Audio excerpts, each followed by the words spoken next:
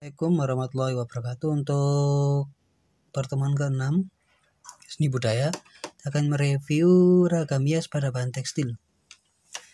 Ragam hias pada bahan tekstil ada 5 jenis. Contohnya membatik, menenun, membordir, menyulam, melukis. Membatik kalian pasti sudah tahu, batik-batik di Nusantara. Lalu menenun itu termasuk juga ragam hias.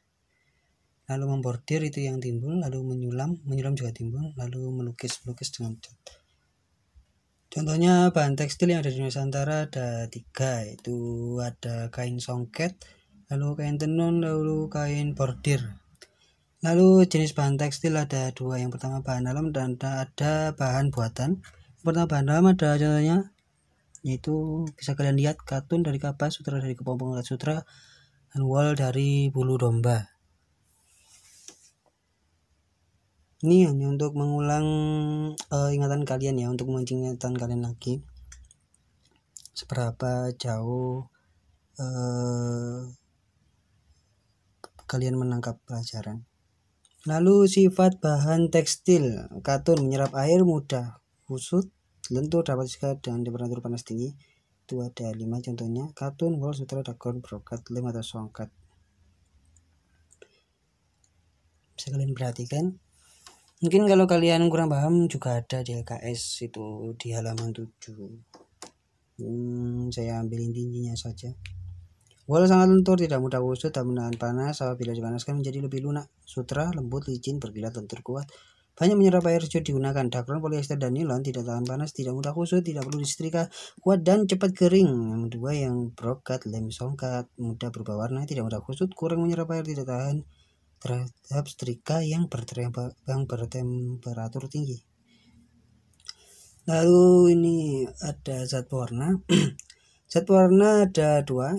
Yang pertama alam atau alami, yang kedua buatan. Yang pertama zat warna alam, contohnya yang saya ambil ada 6. Yang pertama ada soga. Soga merupakan bahan pewarna alami yang berasal dari pohon soga. Bahan yang berasal dari kulit soga jambal berwarna merah sawo.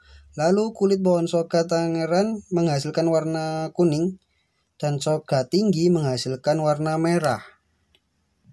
Lalu kayu kuning menghasilkan warna kuning, alpukat menghasilkan warna hijau dan coklat, jati dan secang penghasil warna merah. Lalu mengkudu atau pace menghasilkan warna coklat, lalu kesumba menghasilkan warna oranye.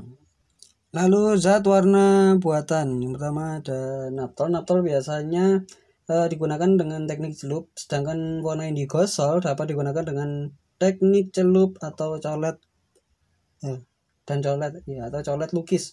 Teknik celup atau colet itu lukis, jadi yang mengecat.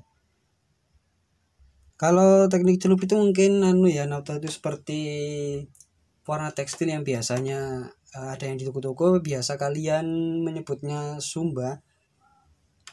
Itu ada yang warna buatan, yang jenis naptol itu teknik celup itu yang biasanya seperti winter lah, seperti itu contohnya. Lalu indigo sol teknik celup dan colet atau lukis. Jadi yang indigo sol ini teksturnya kental. Jadi cocoknya dibuat teknik colet atau lukis. Lalu teknik penerapan ragam hias pada bahan tekstil. Selanjutnya teknik penerapan ragam hias pada bahan tekstil itu ada 6. Ya tadi menyulam, membatik, sablon, tenun ikat, bordir, teknik songket. Yang dimaksud tenun ikat itu seperti batik ya, seperti batik celup itu yang diikat, batik ikat. Teknik songket. Menyulam merupakan salah satu teknik menggambar yang bertujuan untuk dekoratif dengan menggunakan alat jahit seperti jarum sulam, benang pemindangan. Selain benang hiasan untuk sulaman atau bordir, dapat menggunakan bahan-bahan seperti potongan logam, mutiara, mane-mane, bulu burung, dan payet. Jelasnya lagi bisa kalian simak di halaman 9 itu, sambil saya bacakan juga ya. Lalu selanjutnya membatik adalah cara membuat dan menggambar motif pada kain atau bahan yang lain dengan sistem tutup dengan bahan malam, cetak dan celup dengan warna. Batik tulis menggunakan canting, batik cetak menggunakan cetakan, batik menggunakan ikatan. Lalu sablon adalah sebuah teknik untuk menggambar di atas bahan dengan bentuk yang kita kehendaki. Proses penyablonan menggunakan screen sablon. Screen sablon itu seperti apa ya? Seperti untuk yang menyaring pembuatan susu kedelai. Itu kan ada saringannya. Nah, itu bahan saringan untuk membuat susu kedelai itu yang dibuat untuk screen sablon. Jadi kelihatannya seperti tidak berpori-pori, tapi tinta sablon itu dapat merasuk. Itu yang membedakan bahan yang untuk membuat susu kedelai dari yang bahan lain. Lalu ada rakel sablon. Rakel sablon itu seperti untuk meratakan cat waktu menyablon. Mungkin saya tidak punya contohnya, tapi kapan hari pasti saya kasih tahu. Lalu tenun ikat. Karya tenun berupa kain yang ditenun dari helaian benang pakan atau benang lungsin yang sebelumnya diikat dan dicelupkan ke dalam zat pewarna alami. Alat tenun yang dipakai adalah alat tenun bukan mesin. Lalu bordir adalah hiasan yang dibuat di atas kain atau bahan-bahan lain dengan jarum jahit dan benang. Perbedaan bordir sulaman terdapat pada alat yang digunakan pada sulaman menggunakan tangan, sedangkan bordir menggunakan mesin bordir.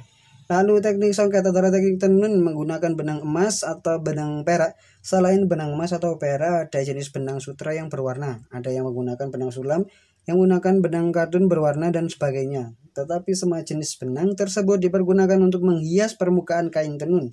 Bentuknya seperti sulaman dan dibuat pada waktu yang bersamaan dengan menenun dasar kain tenunnya. Untuk contohnya ini saya punya yang sudah jadi. Ini kan contohnya dari pertemuan kemarin ya.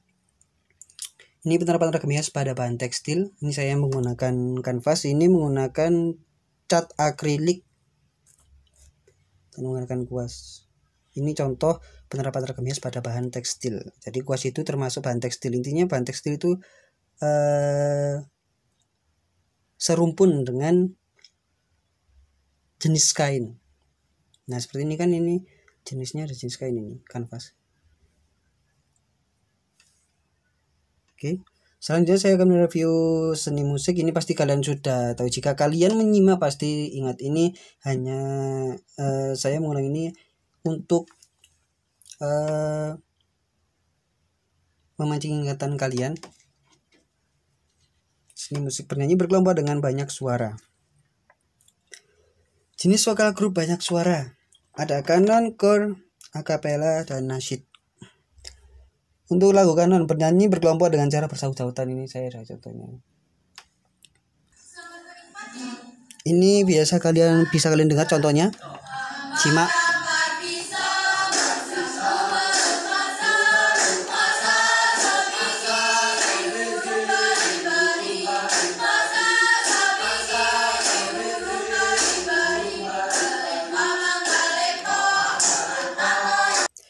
Selanjutnya core atau biasa disebut juga dengan paduan suara. Ini bisa kalian simak, kalian dengarkan ya contohnya.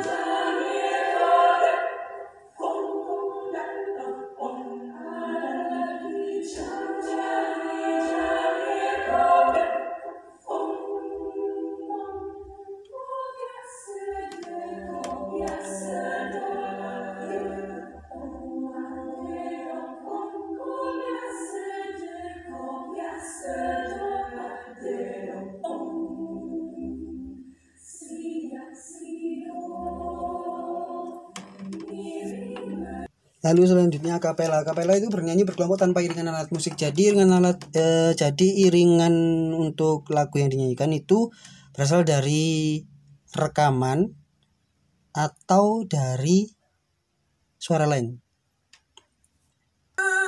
Ini kalian bisa dengarkan contohnya.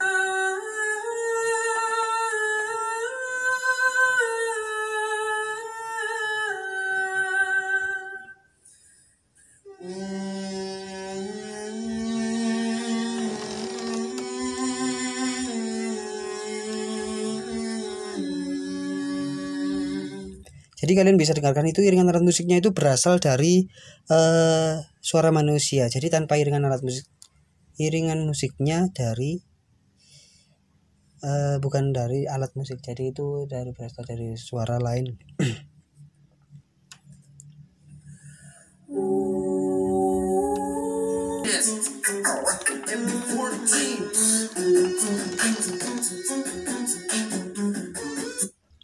Jadi contohnya yang saya tunjukkan tadi, suara tadi itu kalian simak itu iringannya berasal dari mulut. Tapi memang tidak ada vokal utamanya. Jadi iringan musik. Ini seperti itu lagu akapela. Selanjutnya nasyid, sekelompok penyanyi yang menyenandungkan syair-syair bercorak Islam. Kalian simak ya contohnya.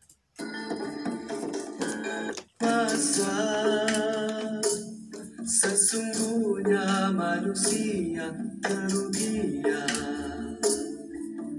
melainkan yang beriman dan yang beramal saleh.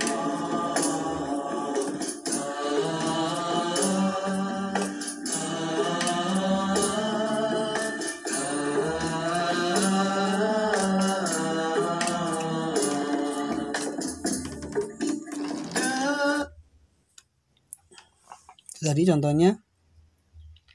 Lalu selanjutnya tingkatan nada vokal itu ada untuk nada yang dimiliki laki-laki ada 3. Suara tertingginya tenor, lalu yang sedang itu bariton, dan suara paling rendah pada laki-laki itu bass. Lalu selanjutnya ada sopran, mezzo-sopran, dan alto atau kontralto. Itu suara pada wanita. Suara tertinggi pada wanita itu disebut sopran, suara sedang itu disebut mezzo-sopran, dan suara rendah disebut alto. Untuk tugasnya di pertemuan ke-6 ini, latihan penilaian tengah semester di LKS halaman 31 sampai 32. Pilihan kanan saja. Jadi ini kalian bagaimana? Jadi kalian harus menyimak videonya dengan baik. Jadi kalian tidak bisa mengandalkan petunjuk di GCR karena itu untuk melatih tanggung jawab kalian. Jadi kalian biar bagaimanapun tidak bisa langsung membuka pengumpulan tugas di GCR. Jadi kalian harus melihat videonya dulu. Jadi maksud saya itu biar siswa-siswa yang biasanya hanya langsung melihat tugas di GCR itu biar berubah. Soalnya sering tanya seperti saya, tanya kepada saya itu tanya petunjuknya. Sengaja saya tidak pakai petunjuk agar bisa menyimak videonya. Oke, assalamualaikum warahmatullahi wabarakatuh.